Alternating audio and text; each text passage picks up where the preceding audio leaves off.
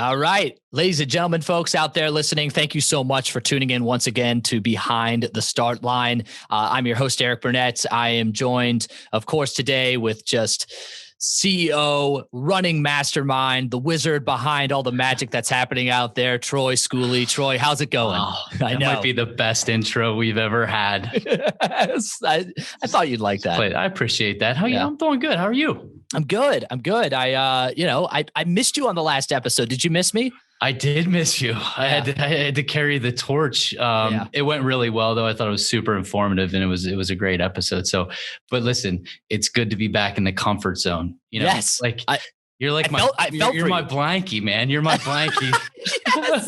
I was going to say something more along the lines of like, you're my Sundance to my blankie. You got a small blankie. It's got a blankie for sure. Oh, absolutely. Well, actually, he's got a Daniel Tiger. That's what he has. You're my Daniel Tiger. There we go. Yes, that's gorific for sure. Well, that's awesome. I mean, I'm so happy to be back and really excited for today. Man, I mean, as a runner, as someone who's, been into professional athletics and just really I admire all runners, but when you see these studs, these top of legends, and we've got one on the show today, and that's so it was when I heard that you guys nabbed who we have for today's podcast. I got some goosebumps and some fire. Yeah, absolutely. I mean, she's the top of the top and elite, probably even a better person. And, that will, of course, come through in the interview. She's a great friend of P3R, and we're excited to have her on the pod. I had the pleasure of meeting our guest back in 2019 when she won the USA Track and Field Half Marathon Championships being hosted here by you guys in the city of Pittsburgh. Yep. It was just an amazing day to see her do this and, to know a little bit about her backstory. I know you guys are hankering to know exactly who we're talking about, if you haven't figured it out already. We have just a legend in her own right, and we're so happy to have her back here in Pittsburgh on this podcast today with the P3R family who loves her dearly. This is Steph Bruce. Last time I saw you, you were being crowned victorious at the USA Track and Field Half Marathon National Championships right here in Pittsburgh. It's so great to see you again. I remember your energy then, and just talking about, I was about to become a parent and how awesome of a parent you are. And it's just, welcome onto the show. I'm so happy to have you here. Thank you, Eric. Good memories back in Pittsburgh. Every time I'm having a lull in training, or I'm ever kind of doubting how things are going, I just picture finish line at Pittsburgh, and it kind of shoots some motivation back into myself. Well, you're the type of person that, you're never done. There's surprises around every corner. I feel like, you run incredible times in college. You set records at your university. You run an incredible time. You just get better and better post-collegiately. And then you pause to have 2 children, and then you come back better than ever. And it's like, what, how is this powerhouse just continuing to get better and better? And it's such an inspiration. So I feel like you have to remind yourself of those great moments, and also remind yourself that, hey, you have no idea what's going to happen next. It's very true. Yeah. I like to think that my career is full of a lot of keeping people on the edge of their seats, dramatic moments. You don't know what I'm going to accomplish next. And sometimes I don't either. But I think that's what makes the sport exciting. You want to follow along someone and follow their journey, because you're I don't know what they're going to do next. So I want to be there, front row seats for it. Well, speaking of a journey, Steph, 2020, a little bit difficult for everybody, not just our sport. I've read several things that you said this was your kind of hardest training year ever. And you probably have a lot of ups and downs. How have you battled through 2020? Tell us a little bit about what you've been doing. Eric mentioned you're juggling 2 young boys that are super energetic, and you're still training the hardest you ever had in your career. So tell us a little bit about the challenges of what 2020 has brought to you as an elite athlete. Sure. So, 2020 started actually from a very different viewpoint, right? In the early part of the year, COVID hadn't really hit, the US yet. And for my team, Hoka NAC Elite, all eyes were focused on making the Olympic team in the US Olympic marathon trials. So we were training very hard in Flagstaff, Arizona. and arguably in the best shape of our lives. Myself, my teammate Kellen, my teammate Alphine, and the three guys, Scott, and Sid. And so we were all on this like collective journey to try to capitalize on our fitness and our opportunity on February 28th. And we kind of had blinders on, those first 6 weeks, 6-8 weeks of the year. And then the trials happened. For those of you that don't know the results, my teammate Alphine won the trials, made the Olympic team. And for me, I missed making the Olympic team by 19 seconds. I took 6th place. Yeah. So it was a really like up and down, feeling, mixed emotions, because we were so excited for Alphine and we feel like we were part of that. But, in the marathon, to be 19 seconds, like, you look back and you're like, couldn't you have just run faster over those last 3 miles? But the great part about that race is I don't regret anything about it. I left everything I had on that course. And when you can walk away from things knowing, hey, that was the very best version of myself. 5 people were just better than me on the day. That's all really I can ask for. Right. And I look back, now having 2 young boys, Riley and Hudson, if I can show them, you guys have to just give your very best, and you're not always going to win, but you win when you like show up as the best version of yourself. And that's all you can ask of yourself. And then a week later, you could say the world shut down. Yeah. So, we went from the very, I guess, highest of highs, like the pinnacle of our sport, to then just this extreme unknown and isolation. And our team stopped practicing, everyone by themselves, and our kids were out of school. And then we had no idea how long it was going to be. And I would say after a few weeks of kind of, trying to figure out, okay, what is my role in all of this? Like, I still have a job. I'm still a professional runner, even though races are gone. What opportunities can I capitalize on? I really just looked at my life and I said, I have so many privileges that I'm not affected like that poorly from COVID and all the circumstances. And sure, my kids are at home and maybe driving me nuts on a daily basis. But as a whole, like, we really weren't negatively impacted. So then I just started thinking about, all right, all the people that are, like, what are things that I can control and I can do on a daily basis? And so that's when I took more to social media, and I was like, how can I pump people up? How can I keep people motivated or inspired, even though there are no races on the calendar? How can people get out the door and still train? So I was very proud of myself. Actually, I felt like I just found creative ways to like keep people engaged and just keep conversations going, keep people in the right headspace when everything was so uncertain and unknown for most of the year. Yeah, well, you're clearly doing a great job doing it. Over 100,000 followers. You've got like that little check on your Instagram. You're a force to be reckoned with, both on the track, on the road, and in cross country, which I want to talk about in just a few minutes, but also obviously in social media. And it's, I feel like COVID has so many silver linings. There's so many things that came out of this period and that are still coming out of this period, and that probably wouldn't have happened otherwise. And I think one of them is right here. You're living proof of it. The fact that you are contributing so much more now through social media it's inspiring.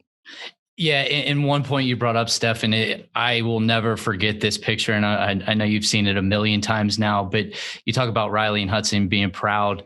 When you and Kellen went back to congratulate Allie with the flag, it's just something like, I'm not a big tearjerker guy, but it got me because I know you, and it showed how great of a teammate you are. And you were genuinely proud of Allie and what she did.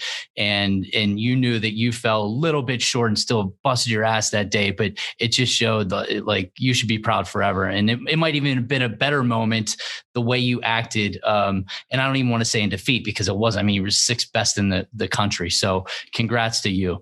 Yeah. And I think that's another really cool lesson about that story. There's so many good lessons about what you said in the last 2 minutes there, Steph, but one that I really think is just really fun to talk about. And, Troy, you and I talk about how it's a singular sport, it's just, you're running and it's your own, but we forget that there are times, if you have training partners, if you have a team, you can celebrate those other teammates' successes like they're your own, because I mean, Steph, you wouldn't be able to get where you are today without your teammates and that core that's getting you, getting you up in the morning and pushing you in every single workout. Absolutely. I mean, I think knowing how hard Kellen and Alfine were training, and I'm like, these are just my training partners. Like, what are the rest of the women in the U.S. trying to make this Olympic team? And if I'm getting my butt kicked by them, I'm just imagining how many other women are going to try to kick my butt as well. And then, I think just looking what our sport can teach you as a whole, and so many parallels to life, is that someone else's success does not mean the downfall of you. And yes, obviously if someone gets first place and I get second, that means I didn't win. And you could look at it that way. But as a whole, there is so much space to take up for everyone in running and business and community, that just because someone else is thriving and doing well doesn't mean that you can't succeed too. And I definitely think that's what this sport, has taught me over the years. I love that. Speaking of the team sport, and I hopped on it really quickly a minute ago because I think something we lose sight of is just how incredible a cross country runner you are. And I just wanted to go kind of off the notes here real quick just to talk about that. Can you give me just a quick summary? Obviously you're incredible on the roads, but how does cross country stack up in your personal love for the sport? Yeah. So uniquely, I wasn't that great in college. And then for whatever reason, my first couple of years professionally, didn't have any opportunities to run cross country. I was either injured or, battling some health issues before I found out I had celiac disease. And so I think I went a good 8 years without running a true professional cross country championships. And the first time I ran it was in 2017. It was the U.S. Championships in Bend, Oregon. And I ended up qualifying for the world team in Uganda. And people were kind of like, oh, are you good at cross country? And I was yes. Yeah. Yes, you are.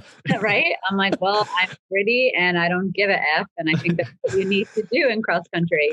And truthfully, I wasn't even that fit at US Cross. So to be able to make the team off of the fitness that I had, I was determined between the US champs and the world champs. I'm like, I'm going to represent the USA. I'm going to get as fit as possible.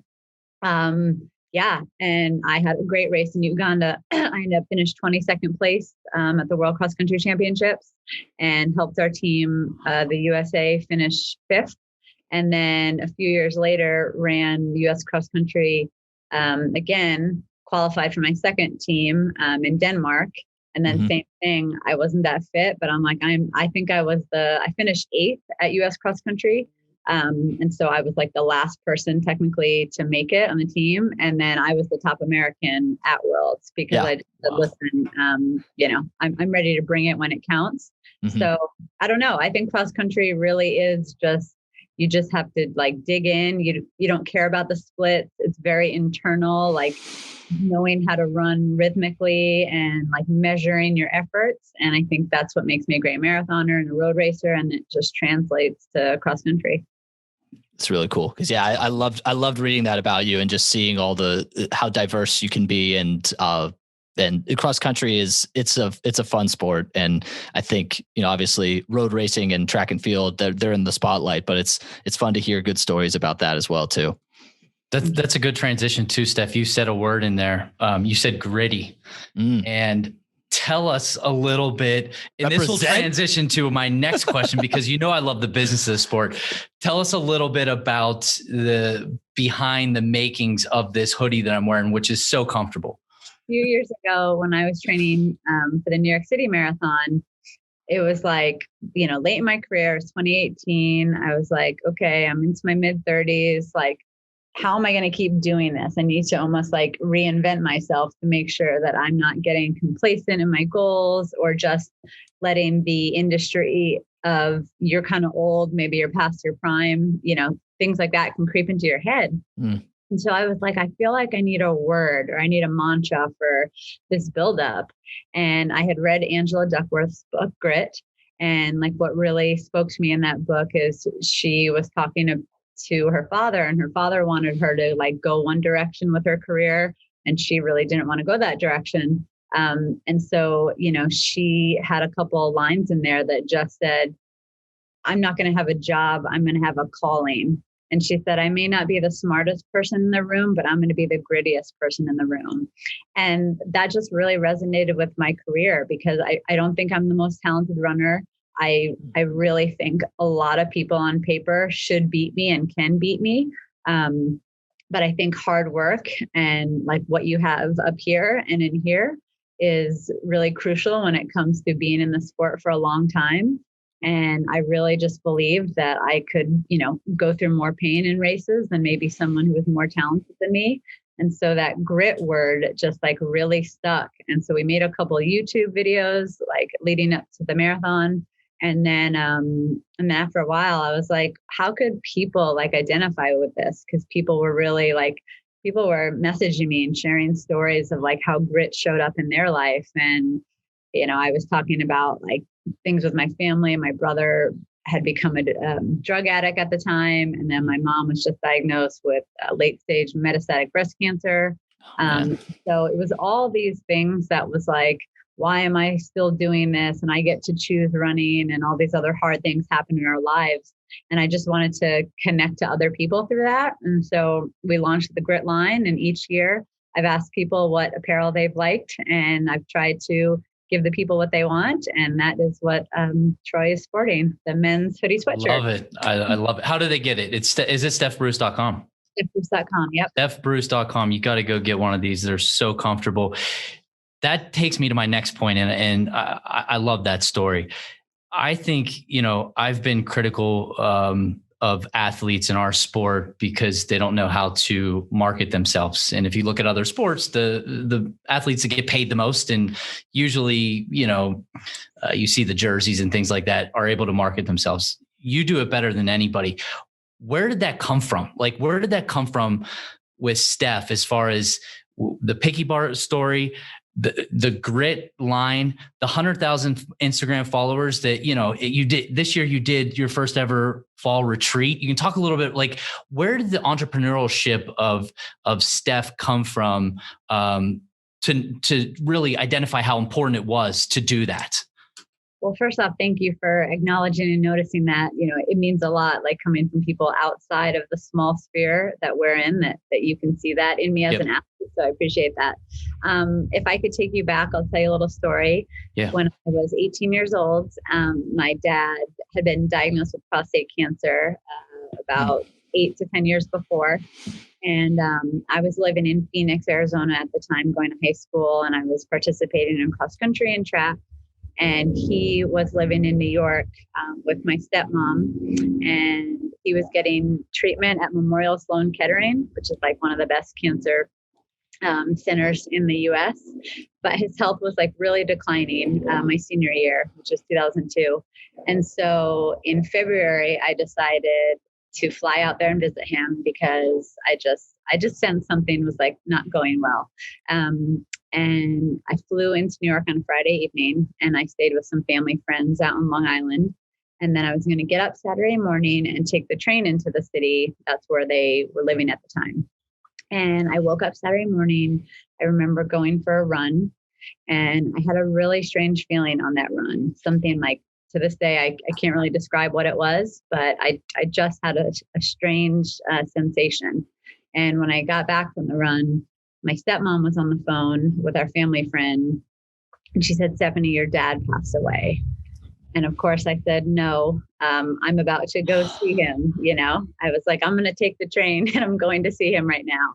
And she's like, "Yeah." And she said, "No, he passed away in the last hour." And so when I look back on that strange feeling, like I wasn't a very spiritual person, but I was like, I think he died while I was on my run. And I think that strange feeling was like, maybe he passed through me. And maybe like, that's the feeling that I had. I'll never be able to explain it. But I remember being 18. I was by myself, this family friend I knew, but not super well. So none of my friends were there. My mom wasn't there. My brothers weren't there, like no one close to me. And it was the most alone like you could ever be. And having my dad die. And I said, I have two choices. I can go this way, and I can say, woe is me, and let my life like go down the tubes and always use excuses for not having a dad, or I can go this way. And for whatever reason, I chose to go this way. And just a series of events started happening. I had a huge breakthrough that track season. 4 months later, I ended up taking my mile time from 5:29 down to 4:58. I got Good Lord. I got second in the Arizona State meet. I got an opportunity to run on partial scholarship in college at Santa Barbara. And then I moved to California. And then that fall, my mom told me after my father passed away, his business unfortunately went bankrupt and they no longer had all the money that they thought was kind of coming to everyone. Yikes. And so she said, unfortunately, I'm going to have to pull you out of a school, out of UC Santa Barbara. And I was devastated because I'm like, I just got here. Like, I thought this was the path I was supposed to be on. And I loved my team. I loved my coach, Pete Dolan. And I'm like, this is the place I was supposed to be. And she's going to have to withdraw me from school. And then a week later, my college coach brings me into his office and he says, Stephanie, the school wrote an article about you in the newspaper, and it said like Stephanie Rothstein, after joining the team, has to leave. And he said an anonymous donor read the article, and for whatever reason, and I still to this day said, we want to fund the rest of Stephanie's college career. Wow. And wow. Exactly. It's like, it was mind blowing. And I was like, looking back now, as a college kid, I didn't know. I'm like, that must have been like $120,000 to $150,000, like knowing how much out of state tuition. Sure. Simply because they read my name. And that was another moment that just said, you need to do something with your life and you need to figure out a way to pay it forward, because you have been giving so many chances. And it almost felt like a burden, because I'm like, why me? Why am I so lucky that someone chose to like change or help save my life? And so honestly, on a daily basis, I'm always thinking, how can I change someone's life? And really, social media has just allowed that to happen. And it sounds crazy, and I'm sure people like make fun and they'll say like, oh, you're a social media influencer, but I don't care, because I honestly feel like it has a deeper meaning and it makes connections. And because my dad left at such a young age, I said, I need to figure out how to be financially savvy. I need to figure out how to be my own businesswoman, like how to raise myself. And so that's really where all the entrepreneurship, I just kind of self-taught, and I looked at people who I was inspired by and who I could grab onto. And that's what I've been trying to do for the last 10 years and trying to make a difference in the smallest way possible.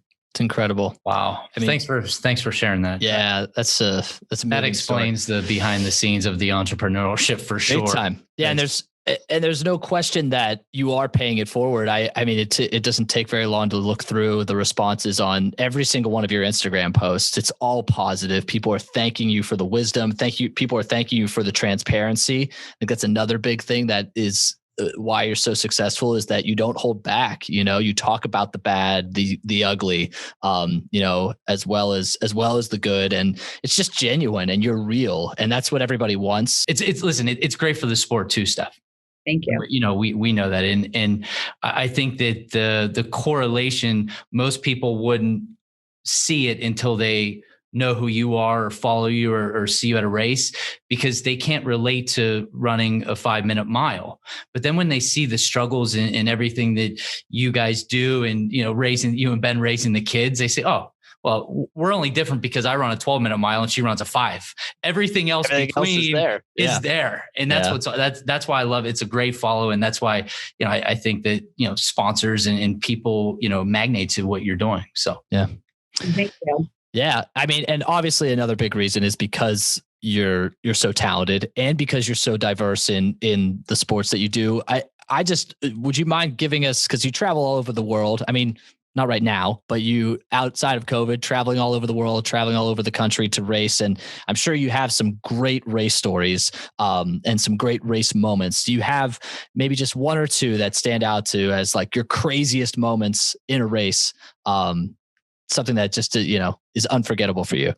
That's a hard question. Other than winning the 2019 USAT track and field. Well, you've shared some crazy moments too. Yeah.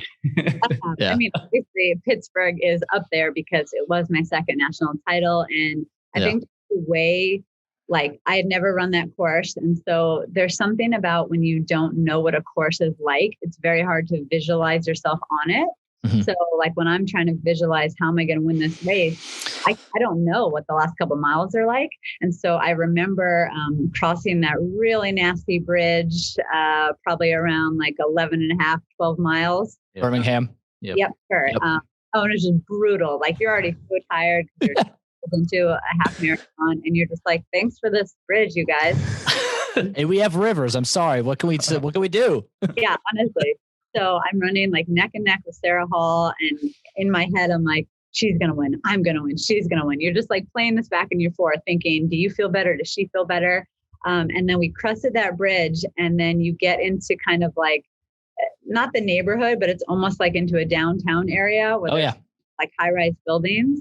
And for whatever reason, just with a mile to go, I was like, this is it. You got to take a chance now. Because I did know there was some downhill. And I said, if you sell out now, maybe you could pull it off. And I remember just making a move, and it was the most distance I've ever put on someone in a race. It'd be hard pressed to do to Sarah now because she's crushing it.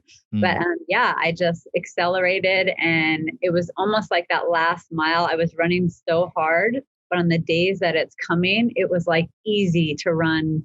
I think I was running like a 450 mile downhill at the end of a half marathon. And it just was like, it's all the moments of the sport, like all the hard work, all the years of injuries and setbacks and coming back from children. Like it's all wrapped into one that you're just like, you're doing it. And it almost like makes it feel valid that I stuck with the sport. And even though people thought I was old or that they wrote me off, like this was the reason why I was in it, or this was the reason why my husband does a lot of things for me so I can train and he takes care of the kids.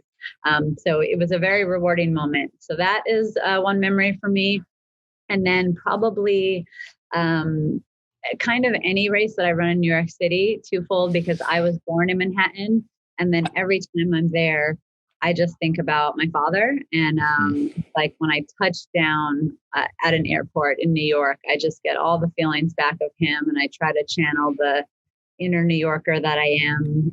So any opportunity I have to race on the streets of New York are memorable ones. I was going to say, I was looking at some of your best races, and it stood out to me that a lot of them were at the New York City Marathon, and I didn't know, but now I do know, and it all makes sense. And it's awesome.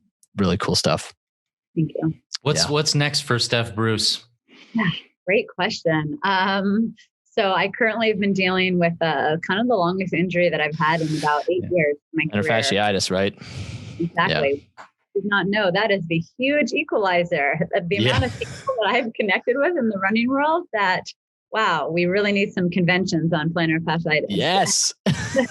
I mean, it's crazy. So it's been really cool to hear some people like either give advice to me or reach out and say, here's things that worked. And then a lot of people are just asking me for help. So I just wrote a blog on it, trying to help people and show them my journey. But I ended up dropping out of my last race, the Marathon Project, back in December. And I hate dropping out of races. So that was difficult.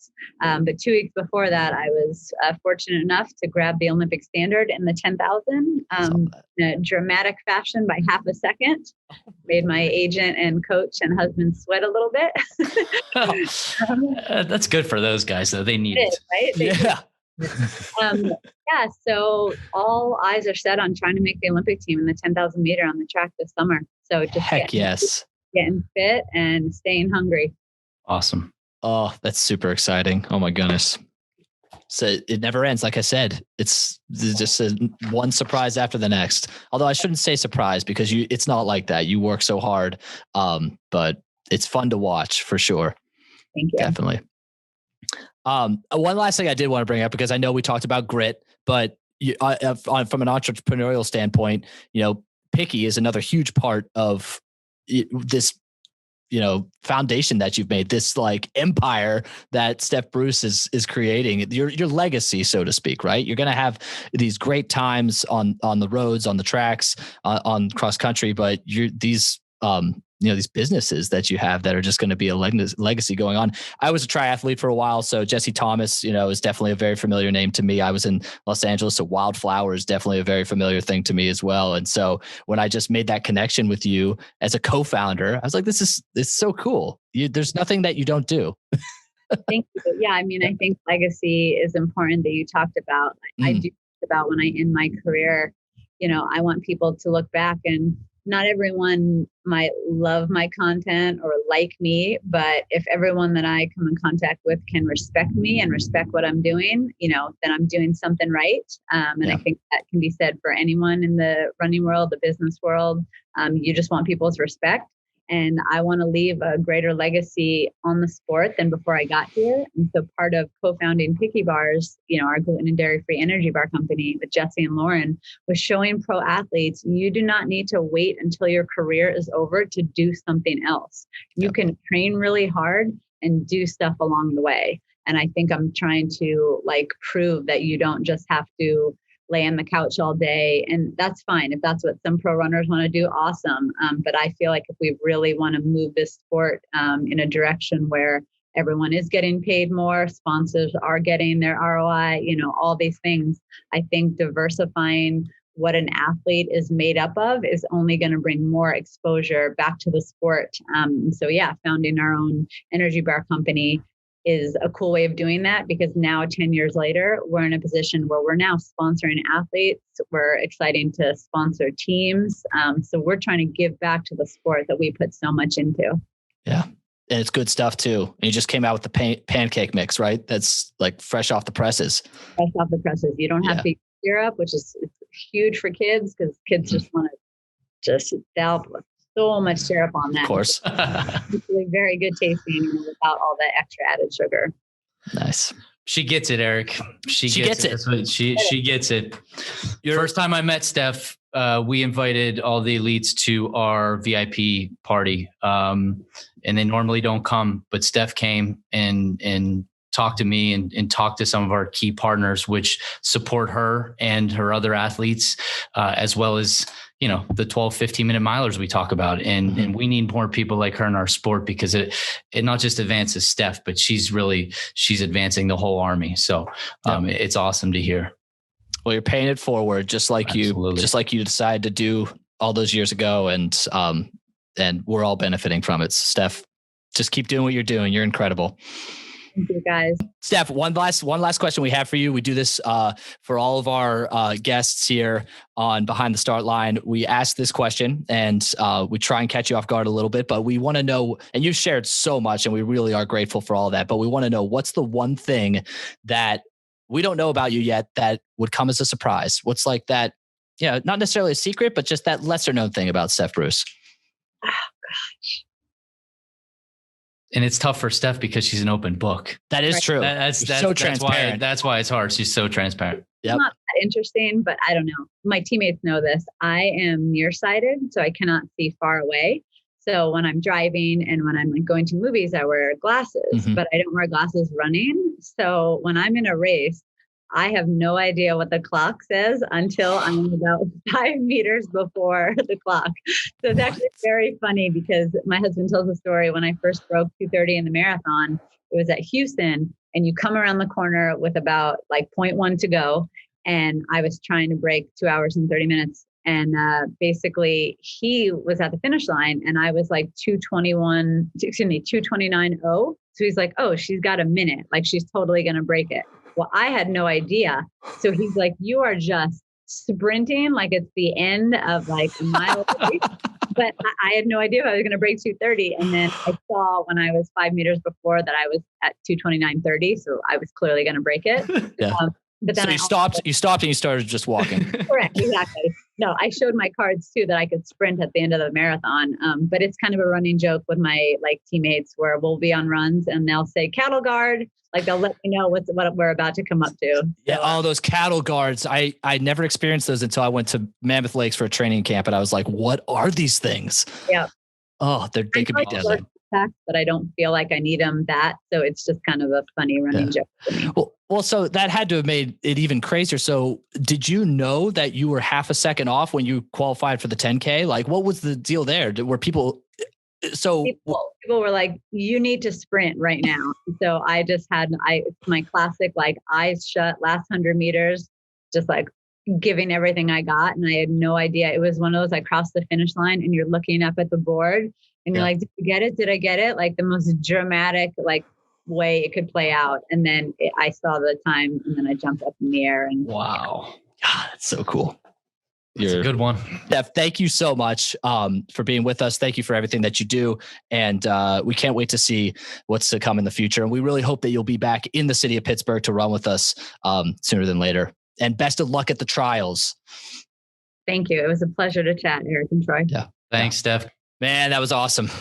Royalty in the midst. She's so good. Such a fun personality too. Yeah, it's incredible. It's an honor to have her on the show. So thanks again, Steph. Man, I mean, we talked about it, but maybe let's hit on a little bit more, Troy. Why? And I know we spoke a little bit about it before the show, so I know you have a pretty strong opinion on why you think Steph's an asset to the running community and the fitness community. But maybe tell us a little bit about why you think that. Yeah, I mean, I think she just showed why I think somebody like Steph Bruce is so important to our sport. Yep. If you look at other sports out there, what the athletes are doing with their social media, their own clothing line, their own water line, everything like that, it intensifies the marketing for the overall sport, not just the athletes. Steph does a great job of that, but we need more Stephs so people become more recognizable in the sport. Yep. And the great thing about our sport is that, Eric, you can go to a start line and there could be Steph Bruce at the start line. Now, Steph Bruce is going to be a little bit ahead of you at the start line, but you're at the same start line. Right. And our athletes, I've been very critical. They've done not the best job marketing themselves, which in turn markets the sport. And somebody like Steph has just taken off. We mentioned her Instagram, 100,000 Instagram followers.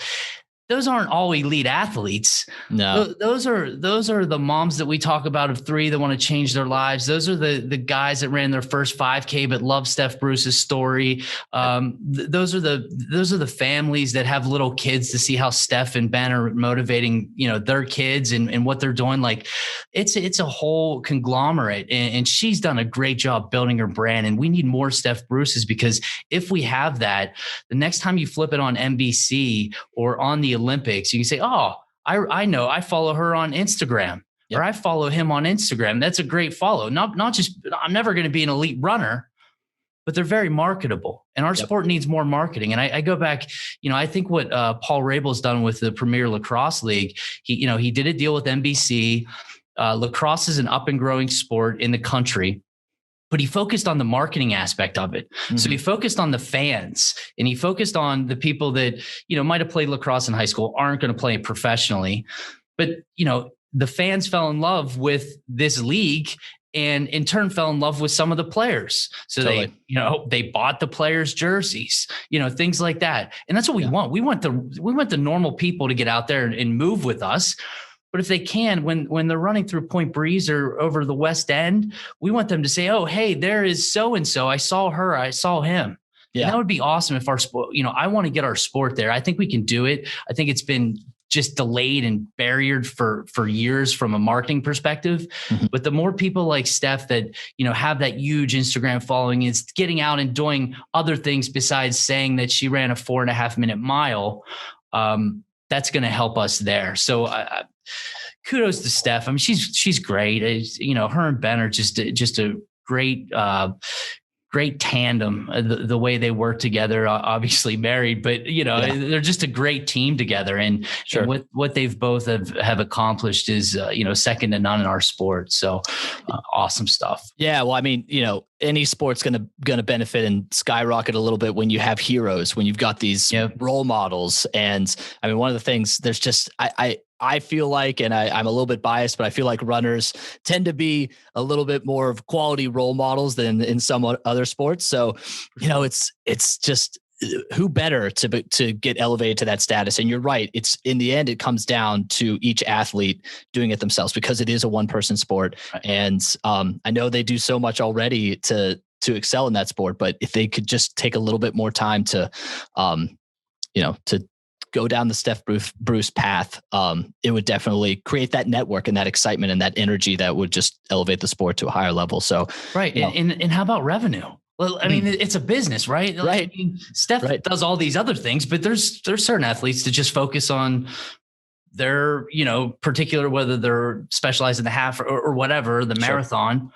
You get paid. You can get paid more. Yes. By marketing yourself, you can get paid more. Totally. That's the one thing that really, bothers me sometimes is that these athletes, if they would just put themselves out there, be a little bit more out of their shell and show people who they are. Talk like Steph talks about, we talked about it. She talks about her difficulties. She talks about her challenges inside and outside the sport. But that creates followers. Followers create revenue.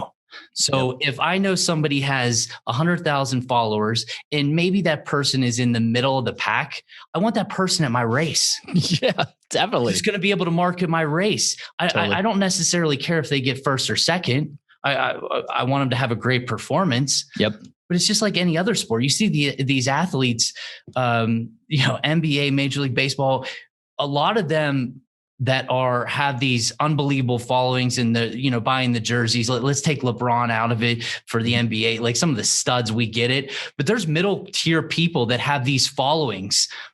They've gotten bigger contracts because the owners know they're going to sell jerseys. They're going to sell tickets, and it's a great role model to have around. Right. Yep. And that's what our sport can do. Yep. No, totally. And it's so true. And it's so funny. It is. It is a business. And I think back to, 96, whenever a huge, like a god in the running world for me was Michael Johnson, the golden spikes, all that stuff. And that was obviously before social media. That was before the internet really was taking over. And, you really did. I feel like you had to be on top. You had to be at the top to really take hold of what that marketing opportunity had presented. But now it's a whole new world. And you're right. You don't have to be number one.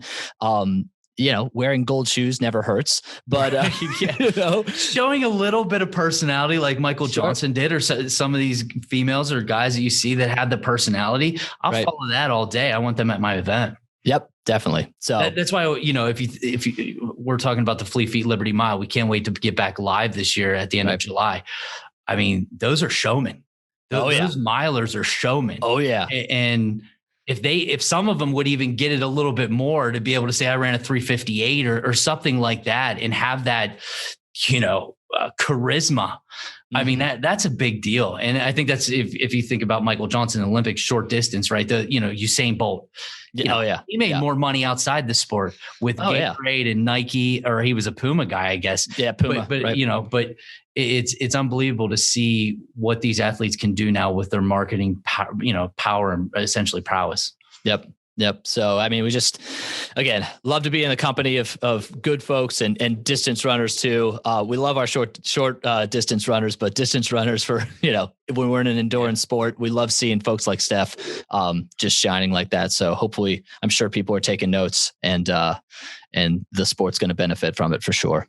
Absolutely. Speaking of which, if you aren't already following Steph, be sure to do so. Hopefully you got the idea through today's podcast that it's definitely worth doing.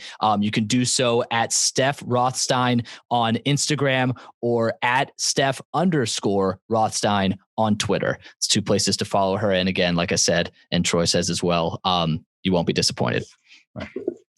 Guys, we have a question that we want to tune into right now. Again, as we try and plug every single week, folks, we want to be connected to all of you, all of our listeners out there. And you can always check in with us and ask us questions by following us at Run with P3R. And you can reach out to our email address, which is behindtheline@p3r.org. So right now we do have one of those questions that we want to respond to. This one comes from Katie in Squirrel Hill. Katie says, so many events now scheduled for this fall. Fall schedule's insane. We have a lot of the spring events, had to move to the fall. So I guess Katie's probably looking for advice, because I've had a lot of people reach out and say, what should we do? Where should we go? Yeah. There's a lot of options. There's going to be a lot of options. We've seen Cleveland recently change, Cincinnati change, along with all the majors, right? So we're the majors. We have Boston, we have Chicago. We can go to London. It's good and bad, right? So I think the good thing about it is that people are race organizers are getting back, and they're finding a way to get it done, which is important. Right. It's bad because it's, instead of having 15, 20 large events in the fall, every weekend might have 2. Right.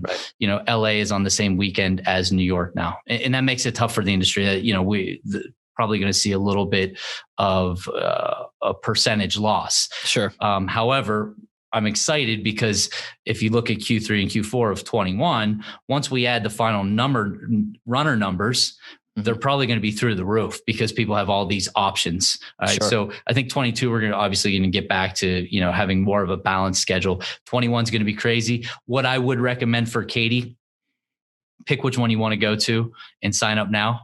Get in now, because I'm assuming that some of these races are going to sell out. They're going to have some sort of a limit.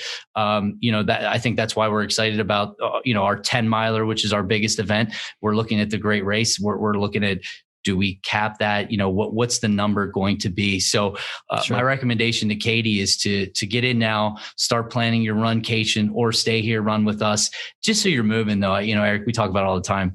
Yep. It is a business, but at the same time, I know if people are out there running, they're eventually going to come run Pittsburgh, or they're going to run one of our events. Yeah. So I'm good with spreading the love this fall. I think our whole industry needs it. And I think we're going to, once we get into late December and start calculating those participant finisher numbers, it's going to be exciting. So it's going to look pretty good. Yeah. People are itching to get back, and no matter where you're doing it, like we always say, just get out there and do it.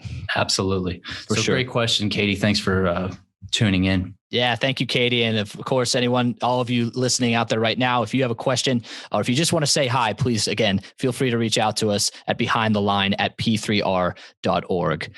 Folks, do want to mention, the virtual event this year, of course, the Pittsburgh Marathon weekend, we've gone virtual, and just wanted to, maybe nudge you to make a personal goal right now. Think about it. It's never too early to start setting a goal for yourself virtually in May. And so, could just be setting a number of miles you're going to walk this week, or, maybe if you're a little bit more ambitious, you maybe want to set a new PR for a certain distance, something like that.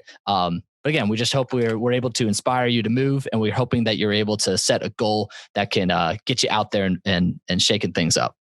And the weather's changing. Let's go. Gosh. Yes, it's the Let's time. Go. Look out my window. We talk about it all the time. There's people out on the trails. It's exciting. So get out and just, like Eric said, we turn that walk into a jog maybe, but if you just get out and move, that's all we want.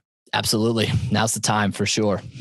Thank you as always, Absolutely. Being here to host alongside me. Couldn't do it without you. Excited that we're back together, and everybody can't wait to see you and be knowing that you're there listening for the next episode. In the meantime, have fun and keep moving.